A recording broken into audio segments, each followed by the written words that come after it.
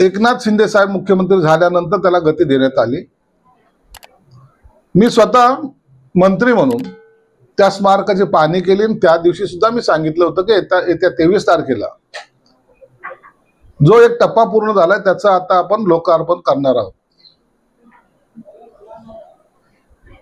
परंतु ज्यांनी या स्मारक निर्मितीसाठी उशीर लावला त्या उभाटाच्या नेत्यांनी माफी मागितली पाहिजे असं माझं स्पष्ट मत आहे। शिवसेना प्रमुखाबद्दल असलेली सर्वसामान्य माणसाला असलेली आस्था, त्यांच्यावर असलेलं प्रेम याचा कोणताही विचार न करता सत्तेसाठी आम्ही आहोत या आविर्भावामध्ये गेल्या कालखंडामध्ये त्यांनी सत्ता उपभोगली आणि या कामाकडे दुर्लक्ष केलं होतं। तेच आज फोटो काढून जसं जणू काही आम्हीच हे निर्माण केलेलं आहे, आमच्यामुळे स्मारक तयार होतंय, तो हट्टीपणा आजही त्याने सोडलेला नाही।